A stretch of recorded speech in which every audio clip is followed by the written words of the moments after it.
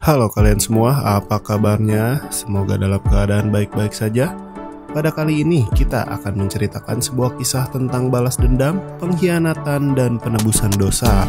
Film ini bercerita tentang seorang pembunuh yang hidupnya dikendalikan, tapi di akhir hidupnya, dia memilih untuk menentukan takdirnya sendiri. Selamat datang di channel Sinema Kilat, dan ini dia alur cerita film Kate.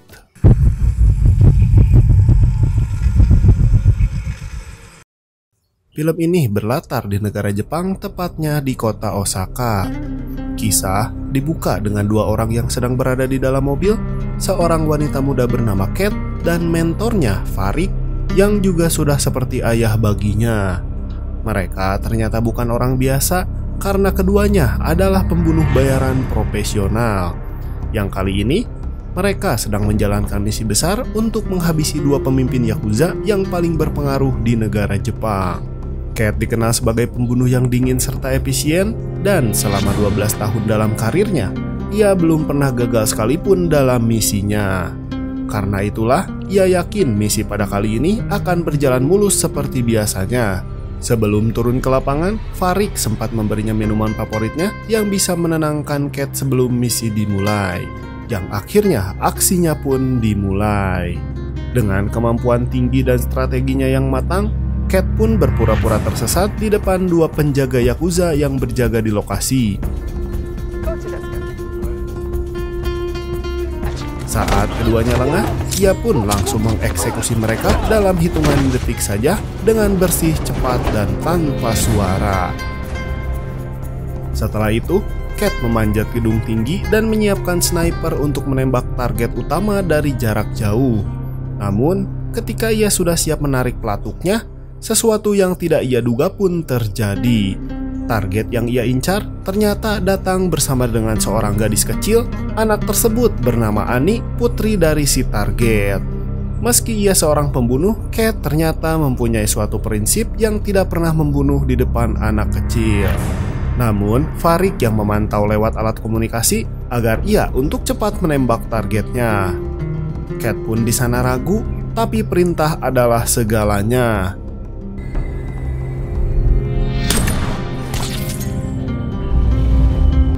Gadis itu pun menjerit ketakutan, memeluk jasad ayahnya, sementara Kate hanya bisa menatap dari kejauhan. Dan sejak hari itu, Kate mulai dihantui rasa bersalah yang tak pernah hilang. 10 bulan kemudian, waktu pun berlalu. Kate kini tinggal di kota Tokyo. Meskipun masih menjadi pembunuh profesional, hatinya sudah mulai goyah. Dan saat berlari pagi di taman, ia melihat keluarga kecil, ayah, ibu, dan anak yang sedang tertawa bersama. Sebuah pemandangan sederhana, tapi sangat menampar Kate yang hidupnya selalu dikelilingi oleh kematian. Hari itu, ia pun berpikir untuk pensiun menjadi pembunuh bayaran. Setelah 12 tahun hidup dalam darah dan peluru, ia hanya ingin hidupnya kembali menjadi normal. Malamnya, ia pun berdandan elegan dan pergi ke sebuah bar di dekatnya. Di sana, ia bertemu seorang pria bernama Stephen. Keduanya berbincang dengan santai, saling tertarik, dan meminum wine bersama. Hingga akhirnya, mereka berdua menghabiskan malam tersebut untuk bersenang-senang. Setelah itu, karena Kate penasaran dengan orang tersebut, dia pun mengingat dengan sangat detail alamat dari Stephen sebelum ia berpisah. Tak lama, tak disangka Kate mendapat misi kembali sebelum dia memutuskan untuk pensiun, yaitu untuk membunuh Yakuza kembali yang bernama Kizima. Tak banyak tanya, Kate mengambil snipernya dan segera menuju ke lokasi. Namun, ketika membidik Kizima dari jauh, tiba-tiba penglihatannya pun kabur. Kepalanya pusing dan tubuhnya gemetar sangat hebat. Tembakannya akhirnya meleset hanya mengenai lengan Kizima saja. Ia mencoba mengejar target, tapi ternyata dia gagal untuk menjalankan misi tersebut.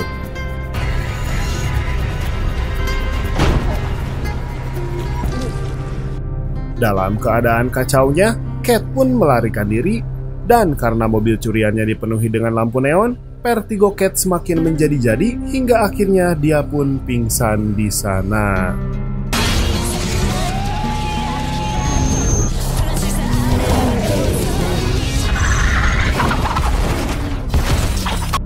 Ketika tersadar, Cat ternyata sudah berada di rumah sakit.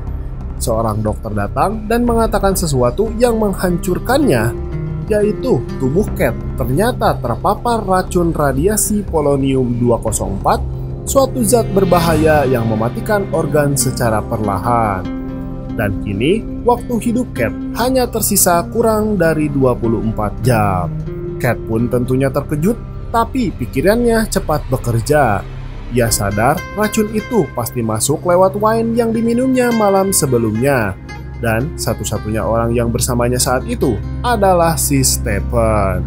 Dengan sisa tenaganya, Cat pun kabur dari rumah sakit. Ia mengancam sang dokter agar memberinya stimulan untuk menahan efek racun tersebut.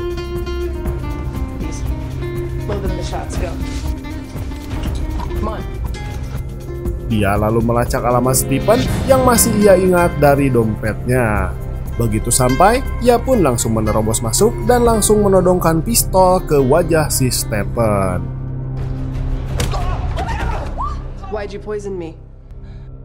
Dalam ketakutannya, Stephen pun mengaku bahwa dia hanya disuruh seseorang bernama Kazao Sato, sang pemilik klub malam bernama Black Lizard. Ia tak tahu kalau obat yang diberikan adalah racun. Dan Stephen berkata keluarganya pun diancam jika ia tak menuruti perintahnya. Mendengar hal itu, Cat pun menurunkan pistolnya. Ternyata si Stephen ini bukanlah musuh yang sebenarnya. Namun dia hanya dijadikan pion kecil dalam permainan besar di belakangnya. Namun racun di tubuhnya kini semakin parah. Kulitnya mulai rusak, tubuhnya lemah, tapi tekadnya untuk balas dendam semakin membara. Yang mana sebelum ia mati, ia akan menemukan siapa dalang dari semuanya. Cat pun akhirnya menemui Farik untuk meminta bantuan darinya. Ia menceritakan semuanya, termasuk nama Kazao Sato. Farik memberi informasi, ternyata Sato sering berada di klub malam Black Lizard bersama anak buahnya.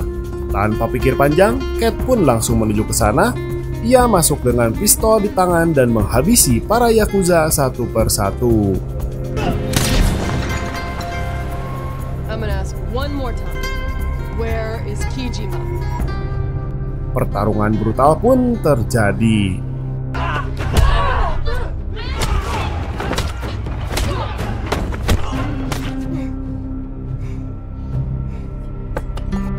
Cat pun terpaksa kabur, tapi dari kata terakhir Sato, ia mendapatkan petunjuk penting bahwa semua ini berkaitan dengan Annie, yang merupakan keponakan Kijima, gadis kecil yang ayahnya dulu pernah ia bunuh.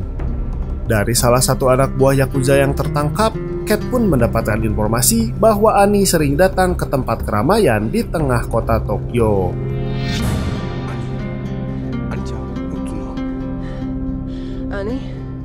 Cat pun menyusup ke keramaian dan benar saja ia melihat Annie yang kini sudah remaja.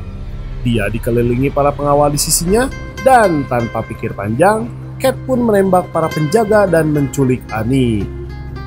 Di sebuah gang sempit, Cat memaksa Annie untuk menghubungi pamannya yaitu Kijima. Tapi Annie tak tahu nomor telepon pamannya. Ia hanya tahu nama seseorang penasihat kepercayaannya yaitu Renji. Cat lalu menggunakan Annie untuk menjebak si Renji tersebut. Ia berpura-pura menculik Annie dan meminta agar Renji datang ke pasar Murakawa yang tentunya tanpa didampingi oleh siapapun. Namun, rencana itu gagal, anak buah Renji datang bersenjata lengkap dan pertempuran pun tak dapat dihindarkan.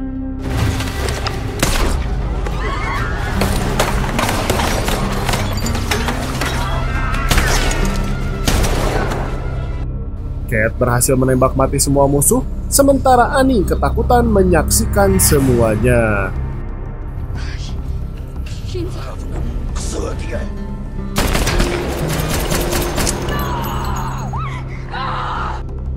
Setelah semua tenang, Cat pun menyuruh Annie pergi. Tapi gadis itu berkata lirih bahwa dia tak punya siapa-siapa lagi Bahkan keluarganya sendiri ingin membunuh Annie. Mendengar hal itu, Cat pun terdiam.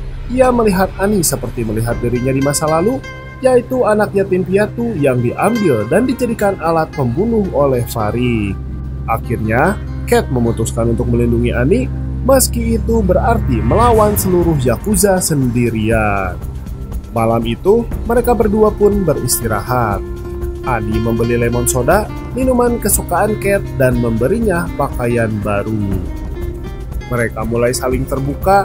Annie pun menceritakan bahwa Renji kini mengambil alih kekuasaan pamannya dan mungkin menjadi dalang di balik semua kekacauan. Namun, Annie tidak tahu bahwa Cat lah pembunuh ayahnya dulu di kota Osaka. Dengan informasi dari Annie, mereka pun langsung melacak lokasi pacar Renji yang bernama Jojima. Cat dan Annie pun menyelinap ke apartemennya, dan ketika Cat menodongkan pistol, pertarungan sengit pun terjadi.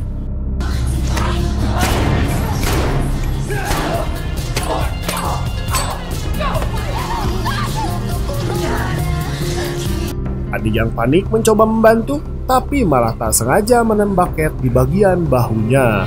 Dalam kekacauan itu, Annie memukul Jojima dengan palu hingga tewas.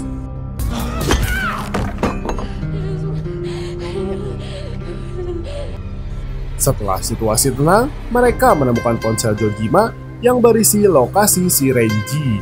Dan kemudian, Cat dan Annie pun berangkat untuk menjemput akhir dari permainan besar tersebut. Mereka akhirnya menghadang mobil Renji di jalan raya. Annie berpura-pura menembak dari jauh untuk menarik perhatian, sementara Cat menembak habis-habisan. Yang akhirnya Renji tertangkap dan dipaksa untuk berbicara. Hey, Renji. Ia mengaku bahwa Kijima bersembunyi di rumah keluarganya, tempat terakhir yang belum diketahui oleh siapapun. Cat lalu menelpon Farik dan mengatakan bahwa ia tahu lokasi Kijima berada. Ia sadar waktunya hampir habis, racun di tubuhnya sudah membuat penglihatannya kabur dan darah keluar dari hidungnya. Tapi ia bertekad untuk menyelesaikan semua ini sebelum ajal menjemputnya. Sesampainya di rumah Kijima, Cat langsung menodongkan pistol, namun tak diduga Kijima tak melawan sedikit pun. Ia hanya berkata pelan bahwa Cat bukan musuhnya dan Cat hanya dijadikan alat yang digunakan. Kijima lalu mengungkapkan kebenaran besar bahwa Renji dan Farik ternyata telah bersekongkol. Renji ingin merebut kekuasaan Yakuza dan Farik menjadikan Cat sebagai alat pembunuh untuk menyingkirkan mereka semua, termasuk membunuh adik Kijima, yaitu ayah dari si Annie, demi melancarkan kudeta si Renji. Dan semua racun, semua perintah, dan semua kebohongan ternyata berasal dari si Farik itu sendiri. Cat pun hanya terdiam. Ia merasa seluruh hidupnya tengah hancur karena orang yang ia anggap sebagai ayah angkatnya ternyata dalang dari semua penderitaannya. Tak lama, Farik datang bersama pasukannya dan membawa si Annie. Di depan gadis itu, Farik mengungkapkan semuanya bahwa Cat adalah pembunuh ayahnya di kota Osaka. Annie pun tentu terkejut dan menembak Cat karena dipenuhi kebencian masa lalunya. You and me were collateral. Lalu, ia ikut dengan Farik pergi tanpa tahu siapa sebenarnya monster sesungguhnya. Sementara itu, Farik kembali ke markasnya dan bertemu dengan si Renji.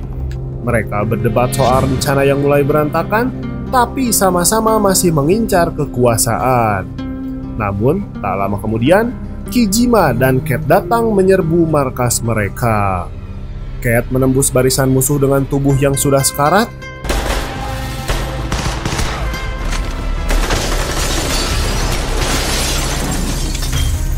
Sementara Kijima menantang Renji duel 1 lawan 1 dengan katana. Pertarungan mereka pun dimulai dengan cepat dan brutal.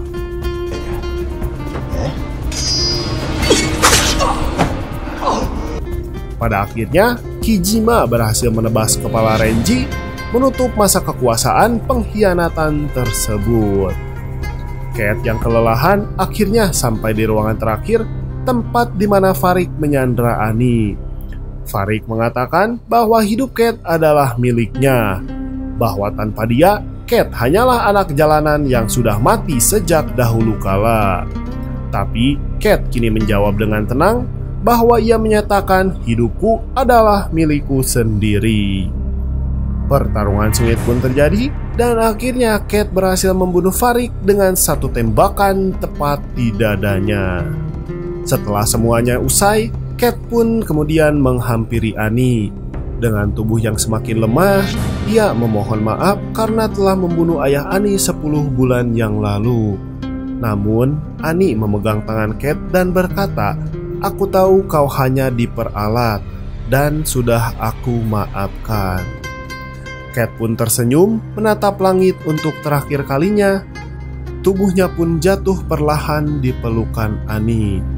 Racun polonium akhirnya mengakhiri hidup sang pembunuh, tapi juga mengakhiri rasa bersalah yang ia rasakan selama hidupnya. Dan film pun berakhir.